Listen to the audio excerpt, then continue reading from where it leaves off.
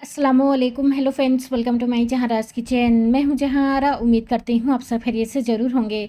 आज मैं आप सभी के साथ मटन की बहुत ही मज़ेदार हलीम की रेसिपी लेकर आई हूं।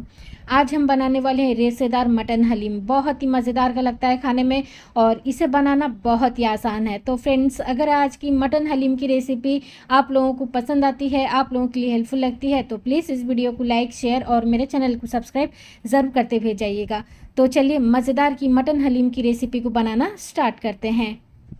मटन हलीम बनाने के लिए सबसे पहले मैंने यहाँ पर ले लिया एक मेज़रिंग कप। आप कोई भी कप, ग्लास, कटोरा इस्तेमाल कर सकते हैं। एक कप मैंने यहाँ पर स्मॉल ग्रेन्स बासमती राइस का इस्तेमाल किया है, छोटे दाने वाला चावल। इसी के साथ एक कप हमें यहाँ पर उड़द की दाल डाल देना है। हाफ कप लेना है मसूर की दाल, हाफ कप लेना है अरहर की दाल।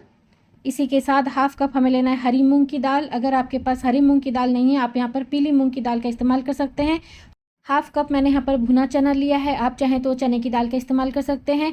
हाफ कप से थोड़ा सा मैंने यहाँ पर दलिया लिया है, टूटा वाला गेहूं जो होता है, मैंने वही लिया है दलिया। तो सभी चीज़ों को हमें क्या करना है, सबसे पहले अच्छी तरह से पानी से साफ़ कर लेना है और उसके बाद बिल्कुल गर्म पानी में हम इसे भिगो कर छोड़ देंगे 1 घंटे के लिए। ज़्यादा टाइम भी हमें इसे भिगो कर रखना नहीं है, गर्म पानी पर हमें इसे 1 घंटे के लिए भिगो कर छोड़ देना है। तो यहाँ पर देखिए 1 घंटे के लिए मैंने इसे बिल्कुल गर्म पानी पर भिगो कर रखा हुआ था, जिसकी वजह से दाल चावल बहुत ही अच्छी तरह से सॉफ्ट हो गए हैं। आप यहाँ पर देख सकते हैं।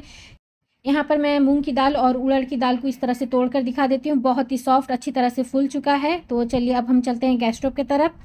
तो यहाँ पर मैंने स्टोव के हाई फ्लेम पर कुकर रखा हुआ है। अब मैं यहाँ पर 100 ml डाल दूंगी रिफाइंड ऑयल। जब तेल अच्छी तरह से गर्म हो जाएगा, हमें यहाँ पर कुछ खड़े मसाले डालना है। हाफ इंच का दालचीनी का टुकड़ा, 2 चम्मच लेना है साबुत जीरा, 1 चम्मच लेना है काली मिर्च। जैसे ही चड़कने लगेगा उसके बाद मैं यहाँ पर एक बड़े साइज़ का प्याज, जिसे मैंने बिल्कुल बारीक काट लिया है, इसे डाल देती हूँ। खड़े मसालों के साथ प्याज को हम हाई फ्लेम पर फ्राई कर लेंगे, इसका कलर चेंज होने तक। यहाँ पर देखिए गोल्डन कलर आ चुका है। अब मैं यहाँ पर डाल देती हूँ 1 किलो बोनलेस मटन। तो यहाँ पर मैंने मटन ऐड कर दिया है। अब हमें क्या करना है, इसे अच्छी तरह से फ्राई करना है तेल पर। तो इसी दरमियान मैं यहाँ पर डाल देती हूँ 4 चम्मच अदरक लहसुन का पेस्ट। अदरक लहसुन के पेस्ट के साथ हम मटन को अच्छी तरह से भून लेंगे, ताकि अदरक लहसुन का कच्चापन चला जाए और मटन का कलर हल्का सा चेंज हो जाए। उसके बाद मैं यहाँ पर 150 ग्राम ली हूँ फ्रेश दही, इसे मैं यहाँ पर ऐड कर देती हूँ। इसी के साथ मैं यहाँ पर डाल देती हूँ 1 कप पुदीना। अब हमें क्या करना है, हाई मीडियम फ्लेम पर अच्छी तरह से भूनकर पकाना है। दही पानी छोड़ेगा तो दही का सारा पानी सूखने तक हम इसे पका लेंगे। अब मैं यहाँ पर डाल देती हूँ 4 बड़े साइज़ का टमाटर, रफली चॉप करके डाल दें। कुछ पाउडर मसाले हमें डालना है, आधी चम्मच हल्दी पाउडर, 1 चम्मच लेना है लाल मिर्च पाउडर। इसी के साथ मैं यहाँ पर 2 चम्मच डाल दूँगी जीरा पाउडर और 2 चम्मच हमें ले लेना है धनिया पाउडर। अब मैं यहाँ पर डाल देती हूँ 1 चम्मच गर्म मसाला पाउडर, घर का बनाया हुआ गर्म मसाला पाउडर है, और साथ ही मैं यहाँ पर 1 चम्मच नमक भी ऐड कर दूँगी। तो सभी पाउडर मसालों को हम अच्छी तरह से भुनेंगे जब तक मसाले से तेल ना छोड़ने लगे। तो यहाँ पर देखिए अच्छी तरह से भुनाई हो चुकी है मटन की, मसाले से तेल छोड़ने लगा है और बहुत ही अच्छी खुशबू आने लगी है। अब मैं यहाँ पर डाल देती हूँ 1.5 गिलास के करीब पानी। स्टोव के हाई फ्लेम पर हम इसे 3 से 4 व्हिसल आने तक पकाएंगे, फिर हमें लो फ्लेम कर लेना है 15 मिनट के लिए। तब तक हमारा मटन अच्छी तरह से गल जाएगा। तो यहाँ पर देखिए मटन अच्छी तरह से गल चुका है। मैं यहाँ पर तोड़ के भी दिखा देती हूँ। इतना सॉफ्ट आपको मटन पकाना है। अगर मैंने जितना व्हिसल बताया है, अगर तब तक ना गले तो और 2-3 व्हिसल लगा सकते हैं। बिल्कुल इस तरह से आपको मटन पका लेना है। अब मैं यहाँ पर डाल दूंगी दाल चावल, जिसे हमने भिगो कर रखा हुआ था 1 घंटे से और अच्छी तरह से फूल भी चुका है। तो अब मैं यहाँ पर सभी दाल चावल को ऐड कर दूंगी। एक बार हम इस तरह से चम्मच चला लेंगे कौरमे में। अब मैं यहाँ पर डाल देती हूँ 1 चम्मच लाल मिर्च पाउडर। दाल चावल के हिसाब से मैं यहाँ पर लाल मिर्च पाउडर और आधी चम्मच डाल देती हूँ गर्म मसाला पाउडर। इसी के साथ 1 चम्मच हमें यहाँ पर नमक ऐड कर देना है। नमक हम बाद में भी इस्तेमाल करेंगे टेस्ट के मुताबिक। इसी के साथ मैं यहाँ पर 10 हरी मिर्च ऐड कर दूँगी और साथ ही मैं यहाँ पर 1 से 1.5 गिलास पानी फिर से ऐड कर दूँगी। अब हमें यहाँ पर फिर से डाल देना है 1 कप पुदीने के पत्ते। सभी चीज़ों को हम अच्छी तरह से मिक्स कर लेंगे। स्टोव का फ्लेम हमें यहाँ पर हाई कर लेना है। इसी दरमियान मैं यहाँ पर डाल देती हूँ 1 छोटी चम्मच केवड़ा वाटर। इसे ज़रूर डालिएगा, इससे क्या है ना, बहुत ही अच्छी टेस्ट और खुशबू भी बहुत ही अच्छा आता है हलीम में। अब हमें क्या करना है, इस तरह से खौलने का इंतज़ार करना है। जब ये अच्छी तरह से दाल चावल अच्छी तरह से खौलने लगेगा, उसके बाद हम कुकर का लीड लगा देंगे। 4 से 5 व्हिसल मीडियम लो फ्लेम पर हम इसे लगा लेंगे। 4 से 5 व्हिसल के बाद मैंने स्टोव को ऑफ कर लिया था और पूरी तरह से प्रेशर रिलीज़ होने के बाद ही इसका लीड हटाएं। तो यहाँ पर देखिए अच्छी तरह से दाल चावल गल चुका है, सॉफ्ट होकर पक चुका है अच्छी तरह से। मैं यहाँ पर तोड़ के भी दिखा दूँगी। बिल्कुल देखिए इस तरह से मैश, जब मैं हाथ में दबा रही हूँ बिल्कुल अच्छी तरह से ये मैश हो जाता है। तो इस तरह से दाल चावल को आपको पका लेना है। और साथ ही हमने जो कौरमा डाला हुआ था वो भी बहुत ही अच्छी तरह से गल चुका है। रेशेदार बनेगा ना हमारा हलीम, तो इस तरह से आपको पहले कौरमे को पका लेना है। उसके बाद उसी कौर में दाल चावल को डालकर और एक बार अच्छी तरह से पका लेना है, दाल चावल पकने तक। अब मैं यहाँ पर फिर से डाल रही हूँ पानी। पानी देखिए अब जो है ना, अब से लेकर आखिर तक आप अपने हिसाब से डालिएगा। हलीम जो है ना बहुत ही जल्द वो गाढ़ा हो जाता है। तो यहाँ पर मैं खड़े मसाले निकाल लेती हूँ, तेज़पत्ता और दालचीनी, इसे आप निकाल दीजिएगा, इसका फ्लेवर आ चुका है। तो यहाँ पर मैंने हाफ़ लीटर पानी डाला है। पानी बिल्कुल आपको गर्म लेना है और थोड़ा थोड़ा करते हुए हमें पानी डालना है और इस तरह से मैश करते रहना है। बिल्कुल स्मूथ टेक्सचर आने तक हम इसे इस तरह से घोटते रहेंगे। मैंने यहाँ पर दाल घोटनी ले लिया है और इस तरह से आपको मैश कर लेना है। अगर आपको मैश नहीं करना है तो दाल चावल जिस वक्त ठंडा रहता है आप उसे ग्राइंड भी कर सकते हैं। खड़े मसालों को बाहर निकाल दें, तेज़पत्ता और दालचीनी को निकाल कर आप उसे ग्राइंड कर सकते हैं स्मूथ टेक्सचर आने तक।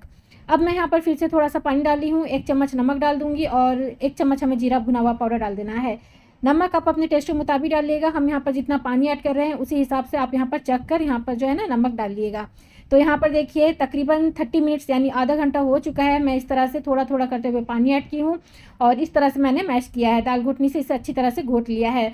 सभी दाल चावल अच्छी तरह से मैश हो चुका है और बिल्कुल इस तरह से रेशेदार हमारा हलीम बनकर तैयार हो गया है। तो टाइम सिर्फ इसी में ही लगता है, जब आप इसे घोटेंगे अच्छी तरह से मैश करेंगे तभी आपको थोड़ा सा टाइम लगेगा, नहीं तो वरना ये पकने में बहुत ही कम मेहनत लगता है। इसे पकाने में सिर्फ आपको मैश करने में टाइम लगता है। अब मैं हलीम में एक तड़का लगाऊंगी जो कि बहुत ही खुशबूदार और मज़ेदार का तड़का बनेगा, जिससे हलीम खाने में और भी मज़ेदार का लगेगा। यहाँ पर मैंने हाफ़ कप डाल दिया है देसी घी। घी जब हल्का सा गर्म हो जाएगा हमें यहाँ पर काजू और साथ ही मैंने यहाँ पर हरी मिर्च और लिया है 1 इंच का अदरक, जिसे मैंने जूलियन कट में कट कर लिया है, इसे मैं यहाँ पर डाल दूंगी। घी में हम इसे हल्का सा तड़का यानी सौटे कर लेंगे। जैसे ही हल्का सा कलर चेंज हो जाएगा इसका, उसके बाद मैं यहाँ पर डाल दूंगी पुदीना पत्ता और हरा धनिया।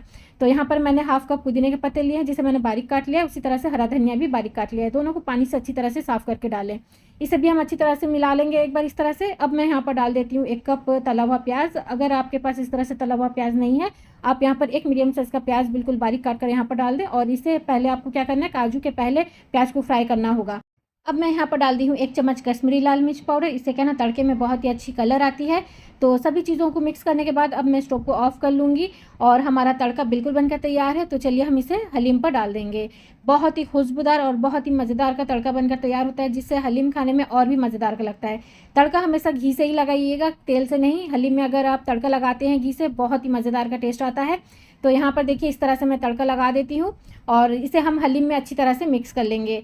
तो लीजिए फ्रेंड्स, हमारा रेशेदार हलीम बहुत ही मज़ेदार का बनकर तैयार हुआ है। इसे बनाना भी बहुत ही आसान है, सिर्फ टाइम लगता है बनने में, लेकिन इसे बनाने में कोई भी परेशानी नहीं है।